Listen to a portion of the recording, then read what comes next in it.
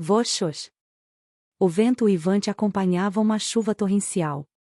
O veleiro de 3 mastros foi jogado ao redor pelas cristas e vales das ondas que chegavam, como se fosse o brinquedo de um gigante.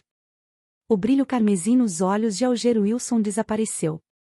Ele ainda estava no convés e nada parecia ter mudado.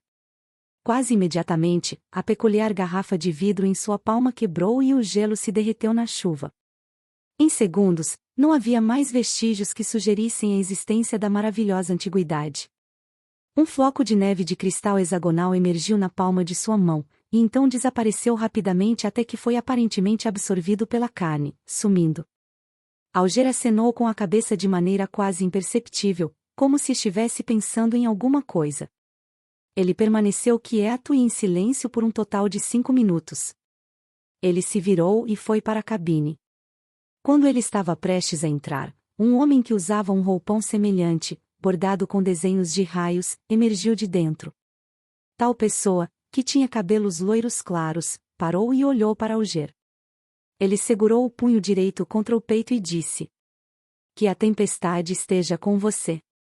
Alger respondeu com as mesmas palavras e gestos. Não havia emoções em seu rosto áspero de estrutura bem definida. Alger entrou após a saudação e seguiu para a cabine do capitão situada no outro extremo do corredor. Surpreendentemente, não encontrou nenhum marinheiro no caminho. O lugar todo estava tão quieto quanto um cemitério.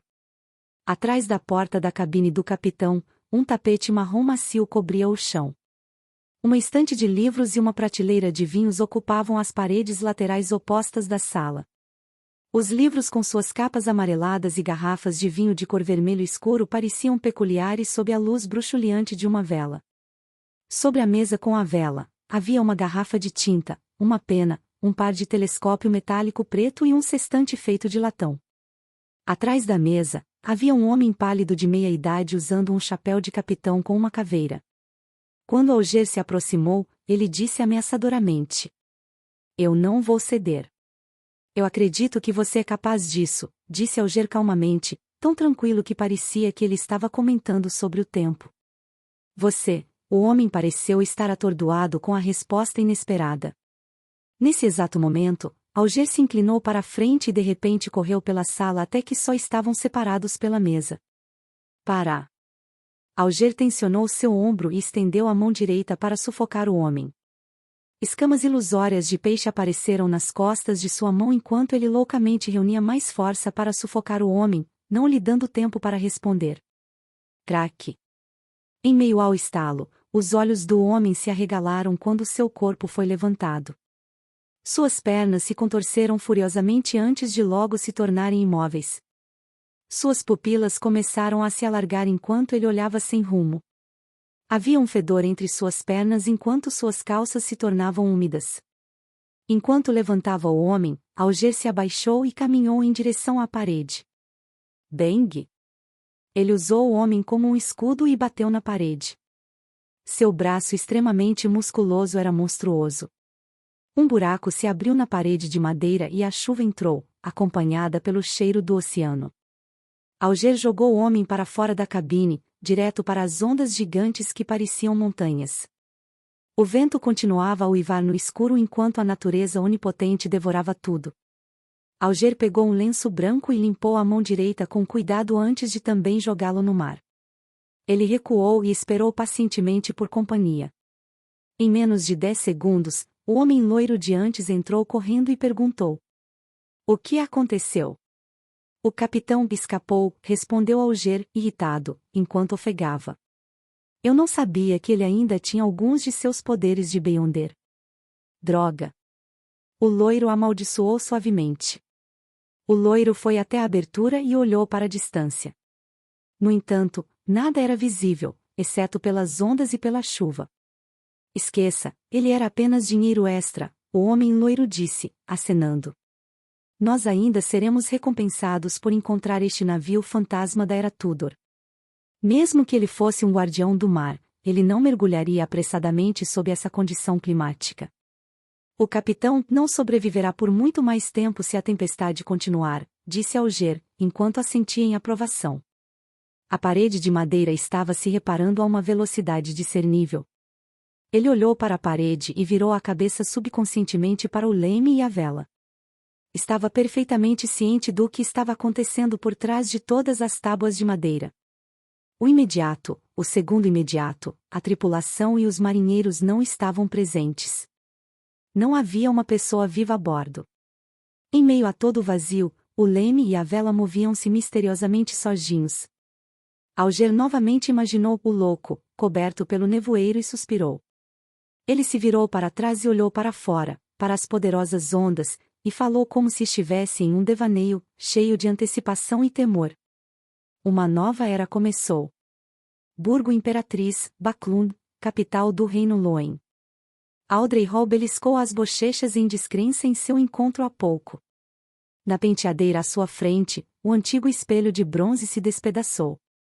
Audrey olhou para baixo e viu o redemoinho carmesim no dorso da mão. Era como uma tatuagem representando uma estrela. O carmesim enfraqueceu gradualmente e desapareceu de sua pele. Somente neste momento Audrey teve certeza de que não fora um sonho. Seus olhos brilharam quando ela sorriu. Ela não pôde deixar de se levantar antes de se abaixar para levantar a barra do vestido. Ela fez uma reverência para o ar e começou a dançar animadamente. Era a dança dos elfos antigos, a dança mais popular entre a realeza no momento. Ela tinha um sorriso brilhante em seu rosto enquanto se movia graciosamente. Toque. Toque. Alguém de repente bateu na porta de seu quarto. Quem é? Audrey imediatamente parou sua dança e perguntou enquanto arrumava seu vestido para parecer mais elegante. Minha senhora, posso entrar? Deve começar a se preparar para a cerimônia.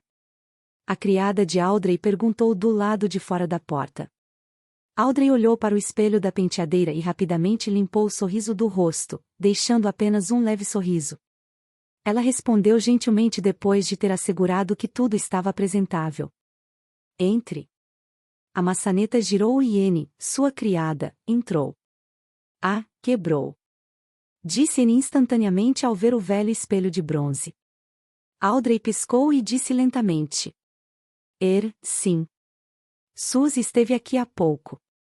Tenho certeza que você sabe que ela gosta de fazer estragos. Suzy era uma Golden Retriever, mas não era de puro sangue. Foi um presente dado ao seu pai, o Conde Hall, quando ele comprou um Fauchot. No entanto, Audrey adorou. Você deve treiná-la bem, disse Anne, enquanto pegava as peças do espelho de bronze habilmente e com cuidado, para evitar machucar sua senhora. Quando terminou de arrumar, ela perguntou a Audrey com um sorriso. Qual vestido você quer usar? Audrey pensou por um tempo e respondeu. Eu gosto do vestido desenhado pela senhora Guinéia para o meu aniversário de 17 anos. Não pode usar o mesmo vestido 2 vezes para uma cerimônia formal, ou os outros vão fofocar e questionar a capacidade financeira da família Hall, disse Anne, balançando a cabeça em desacordo. Mas eu realmente gosto dele. Insistiu Audrey gentilmente. Você pode usá-lo em casa ou quando participar de um evento que não seja tão formal, disse Anne com firmeza, sugerindo que não era negociável. Então terá que ser aquele com o desenho de lótus nas mangas dado pelo Sr. Sades 2 dias atrás, disse Audrey enquanto suspirava discretamente, mantendo seu doce sorriso. Você sempre tem um gosto tão bom, disse Anne enquanto deu um passo para trás e gritou em direção à porta, o sexto provador. Ah, esqueça, vou buscá-lo eu mesma. As criadas começaram a trabalhar. O vestido, acessórios, calçados, chapéu, maquiagem e penteado, precisavam cuidar de tudo. Quando estava quase pronto, Conde Hall apareceu na porta usando um colete marrom escuro. Tinha um chapéu da mesma cor que suas roupas e um belo bigode. Seus olhos azuis estavam cheios de alegria, mas seus músculos soltos, cintura larga e rugas estavam obviamente destruindo sua bela juventude. Tesouro mais precioso de Baclund, é hora da nossa partida, disse Conde Hall, batendo na porta 2 vezes. Pai. Pare de me chamar assim, protestou Audrey, levantando-se com a ajuda das servas.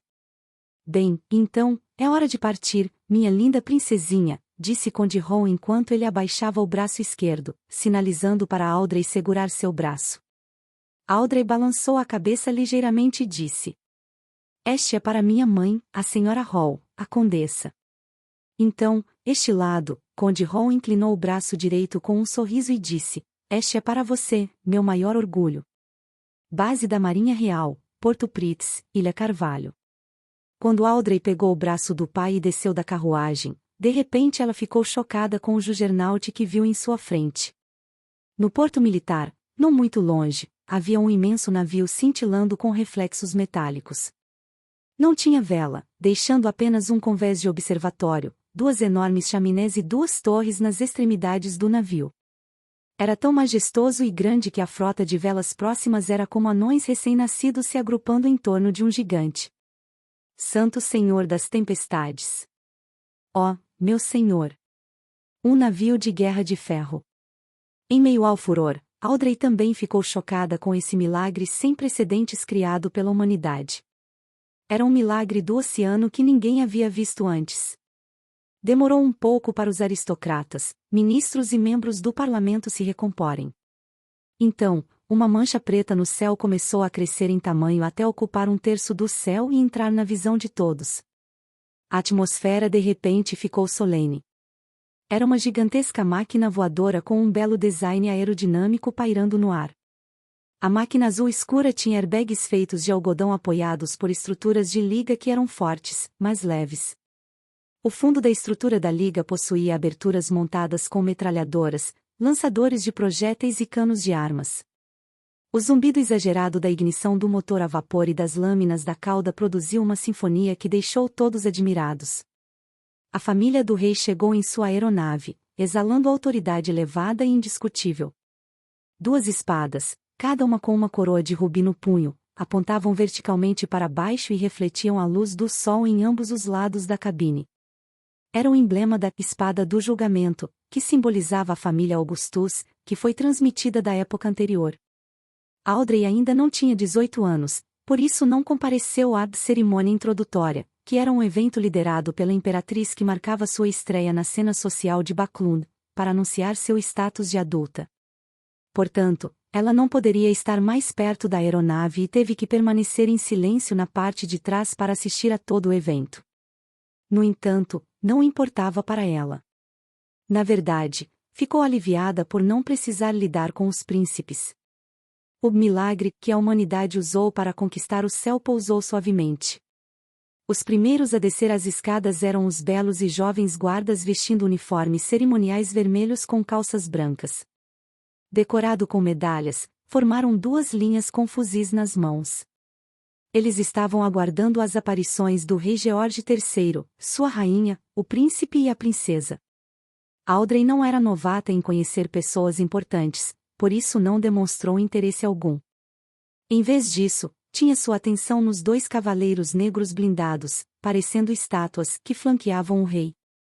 Nesta era de ferro, vapor e canhões, era surpreendente que ainda houvesse alguém que suportasse usar armadura completa. O brilho metálico frio e o capacete preto e fosco transmitiam solenidade e autoridade. Poderiam ser os paladinos disciplinares de ordem superior. Audrey lembrou trechos de uma conversa casual entre adultos. Ela estava curiosa, mas não se atreveu a aproximar-se. A cerimônia começou com a chegada da família do rei. O primeiro-ministro em exercício, Lord Agezid Negan, foi para a frente.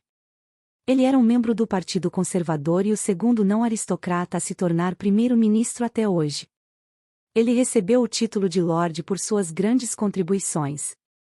Claro, Audrey sabia mais. O principal defensor do Partido Conservador era o atual Duque de Negan, Palas Negan, que era irmão de Agezid.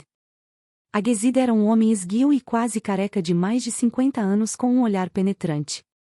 Ele inspecionou a área antes de falar. Senhoras e senhores, creio que sejam testemunhas deste navio de guerra de aparência histórica. Tem dimensões de 101 por 21 metros. Um surpreendente design de bombordo a estibordo. O casco tem 457 milímetros de espessura. O deslocamento é de 10.060 toneladas. 4 canhões principais de 305 mm, 6 canhões de disparo rápido, 12 canhões de 6 libras, 18 metralhadoras de 6 canos e 4 lança-torpedos. Pode atingir uma velocidade de 16 nós. Será o verdadeiro hegemon. Conquistará os mares. A multidão foi despertada. As meras descrições eram suficientes para incutir imagens de medo, sem falar do fato de que a coisa real estava bem na frente deles.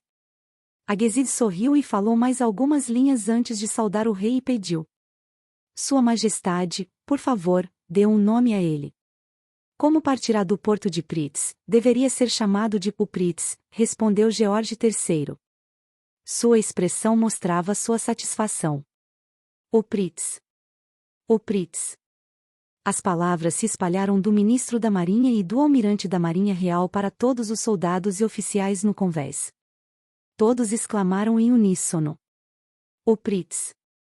George III ordenou ao Pritz que partisse para um julgamento em meio a salvas de tiros e da atmosfera comemorativa. Fom. Fom. Fumaça densa saiu das chaminés. O som da máquina podia ser ouvido levemente sob o som da buzina do navio. O Juggernaut partiu do porto.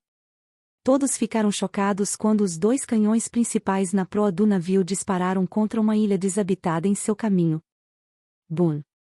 Bum! Bum! O chão tremeu enquanto a poeira subiu para o céu. Ondas de choque se espalharam, produzindo ondas no mar. Satisfeito, Agessid voltou para a multidão e anunciou: A partir deste dia, o juízo final cairá sobre os 7 piratas que se auto-intitulam almirantes e os 4 que se auto-intitulam reis. Eles só poderão tremer de medo. É o fim de sua era. Apenas o navio de guerra de ferro vai percorrer os mares, não importa se os piratas têm os poderes de Beyonders, navios fantasmas ou navios amaldiçoados.